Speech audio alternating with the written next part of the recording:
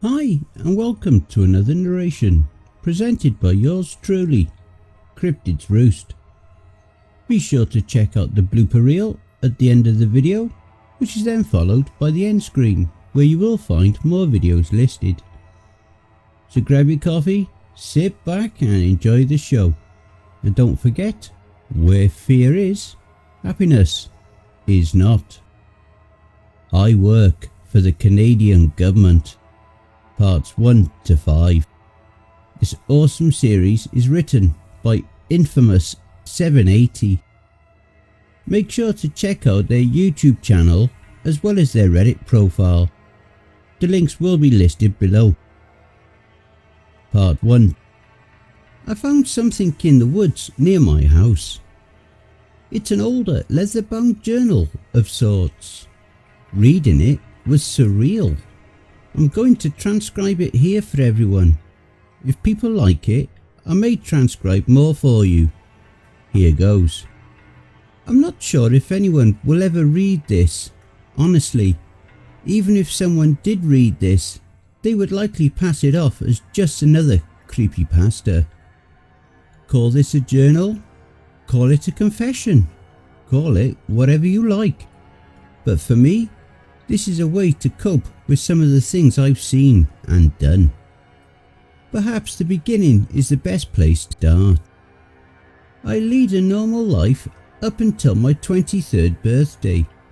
I was only concerned about going to the bar on the weekend and whether the Oilers would win their next game. I can't remember the last time I watched a game of hockey. I frequented a local boxing club. Most of the guys there like to hit the gym. I like to hit those guys. It brought me a sense of vindication, of power.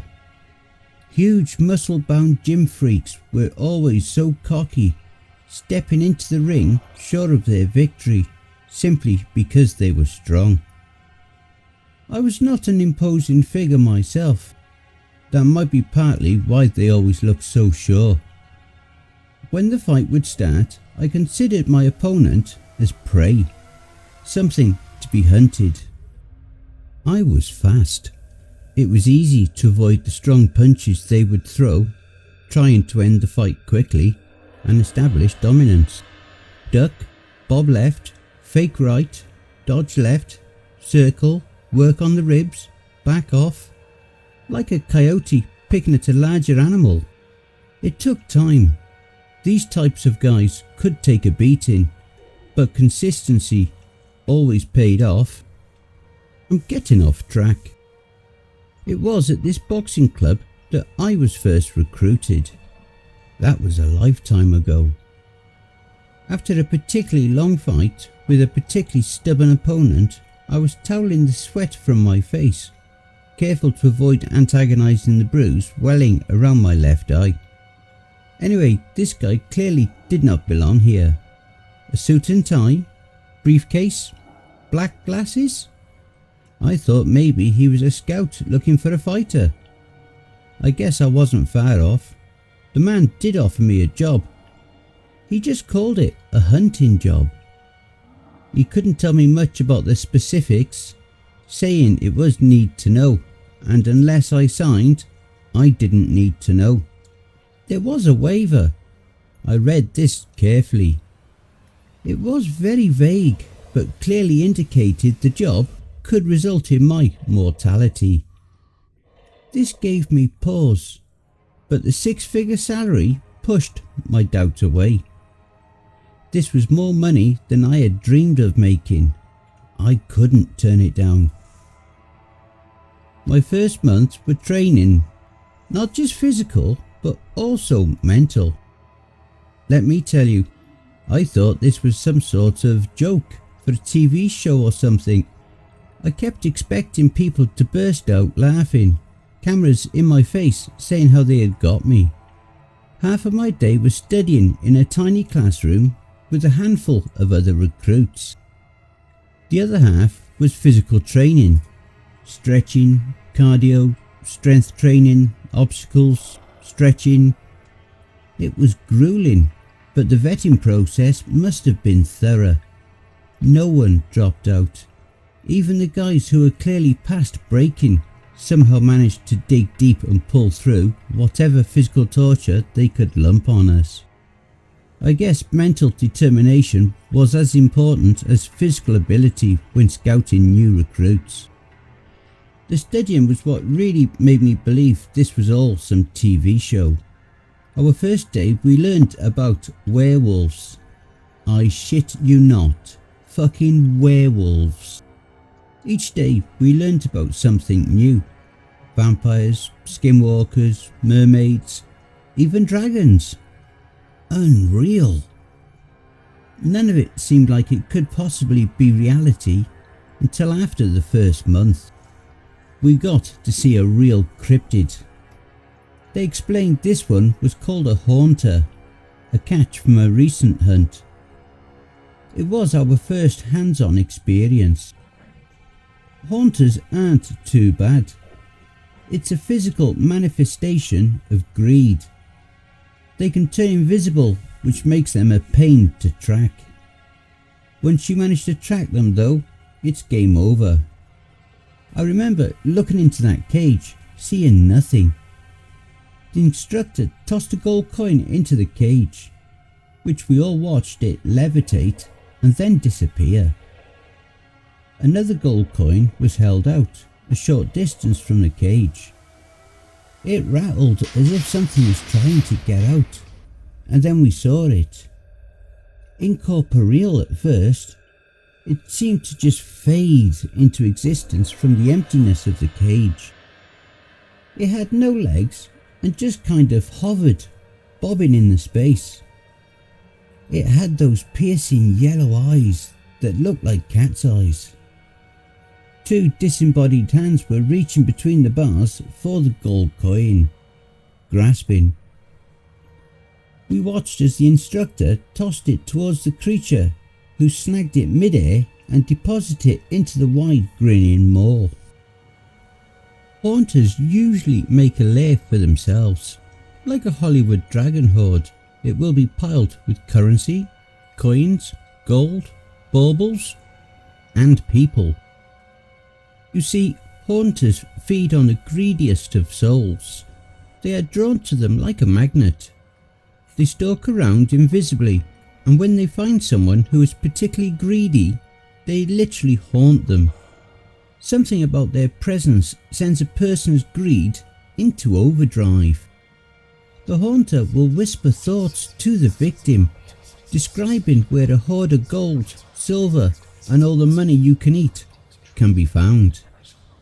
It will implant images into the victim's head, showing them the path to a glittering stash.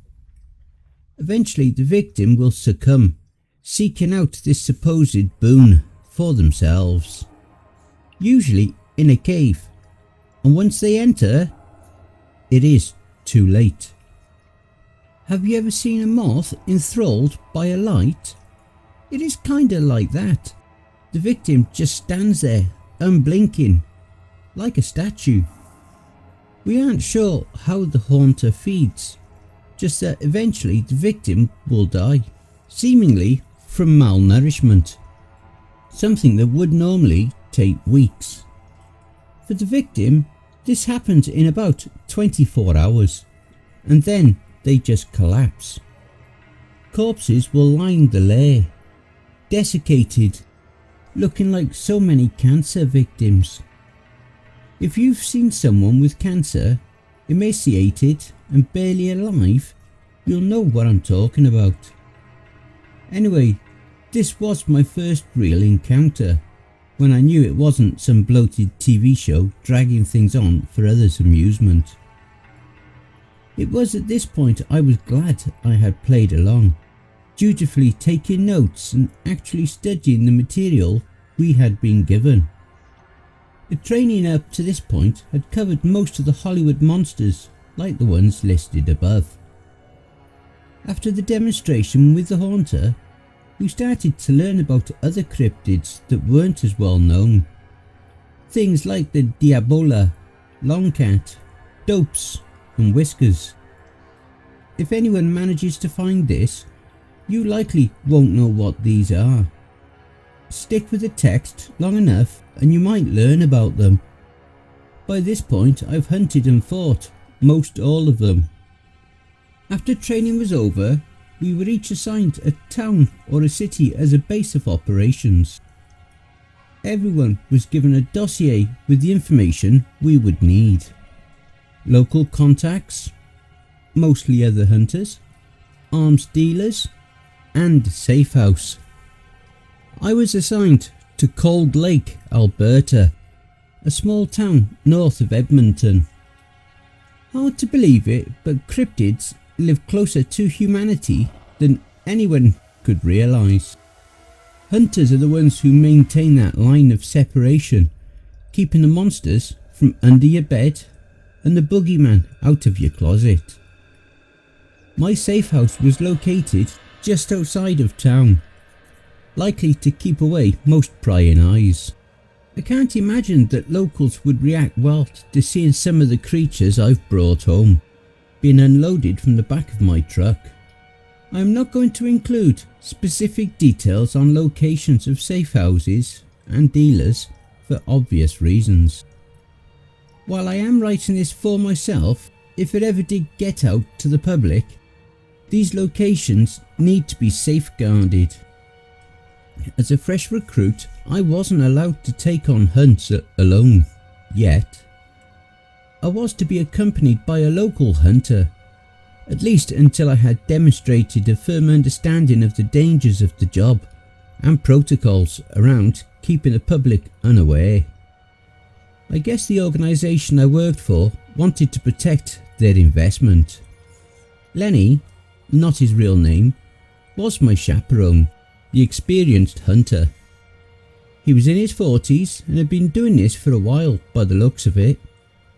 Angry scars were visible on his body from only God knows what kind of creature. Despite his piercing eyes, he wore a smile on his face that betrayed his excitement to teach a new hunter. He had an unlabelled manila envelope in his hand, the other extended to shake my own. I invited him in and we discussed over coffee my first assignment. He was impressed that I had retained the information from my training on werewolves. Day 1 training, when most guys still didn't take it seriously. Hollywood got it right. Silver hurts werewolves, prevents the regenerative properties they have. They are feral and not the best at reasoning, the animalistic nature of the wolf inside them taking precedence. The human counterpart has no memory of their time as a werewolf. Blood on their naked body explained away as a nosebleed. Missing pyjamas as sleepwalking. Hollywood did get one thing wrong though. The moon has no bearing on when a person turns. Instead, the transformation can be triggered by particularly strong emotions, especially anger. Usually when brought on by a dream.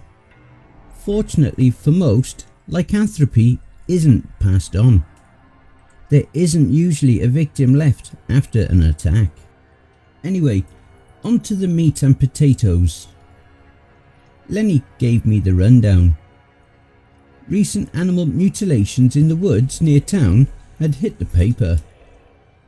Luckily no person had been killed, yet. We needed to investigate. Chances are it was a werewolf based on the pictures Lenny had of the ruined animal carcasses. Most had been found within a short distance of each other, which really helped narrow our search. We spent the day preparing and I got to purchase my first weapon from Tommy, the local arms supplier. I think he thought his moniker was clever, likely referencing a Tommy gun.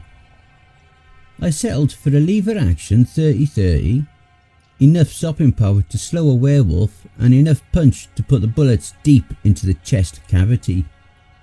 5 bullets, quick action and no scope. We would be too close for that.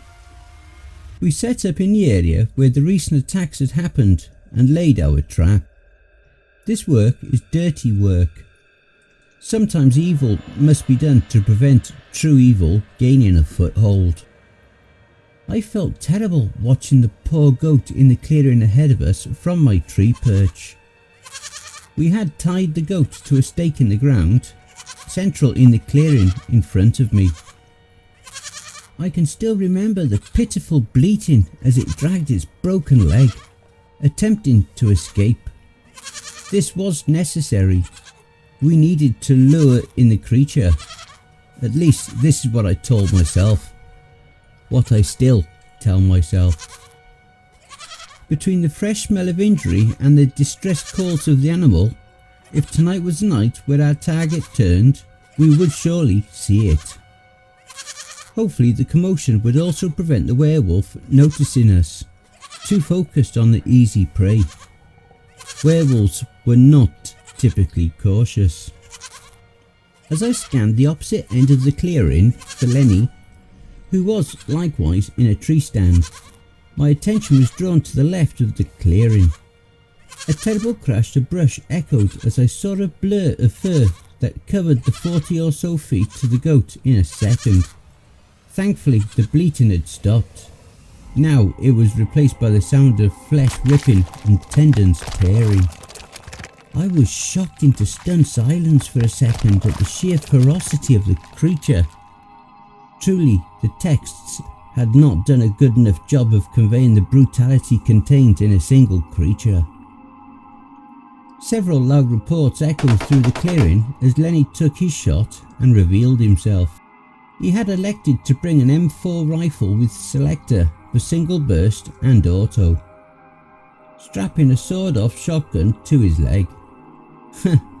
In hindsight, maybe I should have taken his lead and not gone the John Wayne cowboy route with my lever action. Regardless, the time to act was quickly passing as the creature barreled towards the perceived threat, Lenny. The cryptid was nearly 9 feet tall and pure muscle. Bounding up the 20 feet of tree to rip Lenny from his stand would be easy for it, and it had already covered most of the distance. I lined up my shot and let my breath out as I squeezed the trigger, just like training. The gun exploded in my hands as the butt of the rifle impacted hard into my shoulder. The muzzle flash temporarily blinded me before I saw that I had connected my shot. The larger caliber of the weapon and the momentum of charging, Lenny had knocked the cryptid onto its chest as my shot impacted square in the middle of its back. Before I could either move or chamber a second round, I saw Lenny ride a rope to the bottom of his tree. He took measured paces and closed the remaining distance to the flailing and hollering creature trying to tear it at its own flesh, and pulled the burning silver out. Before the werewolf could react, Lenny had the sword off in hand and pressed to the creature's head. A final resounding boom echoed around the clearing before silence fell. I lowered myself from the tree and walked past the ravaged corpse of the goat. Yep, definitely like the pictures I had seen in the dossier from earlier. I made my way over to the now still corpse of the werewolf. Lenny had put on a set of leather gloves and was inspecting the corpse. It didn't change back to the person it had been. I'm thankful for that at least. It was much easier to be okay with what just happened when you knew what you killed had no humanity, that it was only a monster. We had to inspect the body to ensure there was no abnormalities, that it was in fact dead and wouldn't be getting up to cause more trouble. The holes from several entry wounds let out a quiet sizzle and smoke poured from the wounds.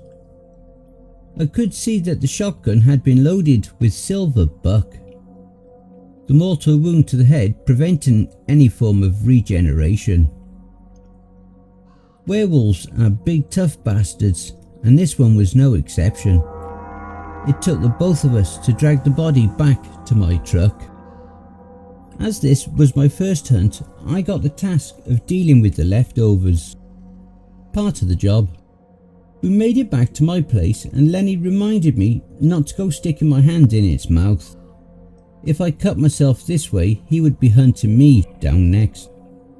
I pulled the body into the shop behind my house and began the grisly task of cutting it into more manageable pieces. I couldn't resist taking a tooth. It was my first hunt after all. I buried the individual parts and made my way inside. Washed up, and Lenny and I recounted the evening over steak and eggs. And I hope you enjoy the blooper reel. I was fast. It was easy to avoid the strong punches they would. It took time. These types of guys could. It took time. These types of guys could take. It took time. These types of guys. Fucking hell. Hey, I said they were easy. Haunters aren't too bad. It's a physical I remember looking into that cage, seeing nothing. Fucking hell, I've lost my place.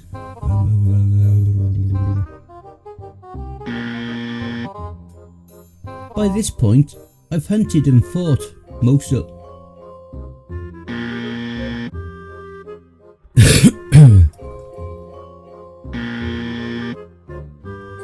He was impressed that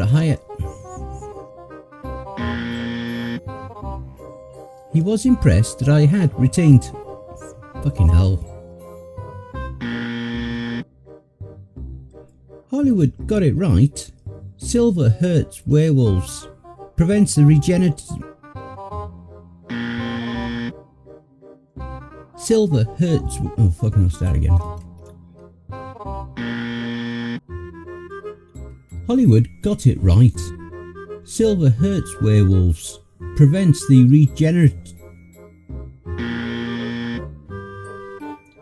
regenerative. Fucking hell. Hollywood got it right. Silver hurts werewolves. Prevents the regenerative.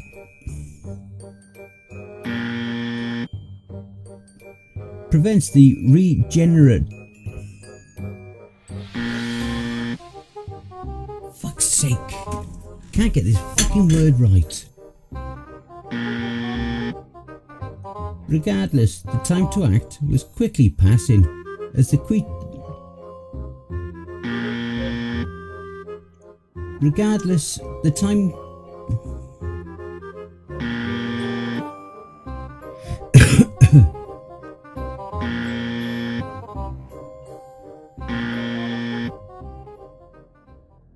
Hey family, please be so kind as to throat punch the like button and smack the ass of the subscription button as well. And remember to chokehold that notification bell and then select all. That way you'll receive all notifications each time I upload a new video. And by subscribing, you'll be the first to see all of our new spooky creepypasta stories. A very big thank you to Infamous 780 for allowing me to narrate this awesome series. Make sure to check out their Reddit profile and YouTube channel for more awesome stories. And be sure to take a look at the playlist here for more of their stories that I may have already narrated. I would just like to say a very big thank you to all of the authors that I have worked with and all the ones that I will work with in the future. So thank you all, my brothers and sisters. And why not hashtag Cryptids Roost in your comments. A quick thank you to all my Cryptids Roost community family too. We are now well on our journey to 1000 subscribers. So please spread the word and help us to grow and expand. And don't forget to share the videos too. If you would like to throw me $1 or $3, I'd be very much appreciative. I do have PayPal, paypal.me/cryptidsroost. Alternatively, I have an account at buymeacoffee.com. You don't even need to register on either site to donate. You can always follow us at my Facebook group, Twitter and Instagram. I also have Ko-Fi, BitChute and Rumble. I have a subreddit if you have a story you would like me to narrate for you. All relevant links will be below. And don't forget to check out the end screen, see above. That will also list some more videos in my back catalogue. Take care everyone, and I hope you all have a wonderful and peaceful night. And don't forget, where fear is, happiness is not.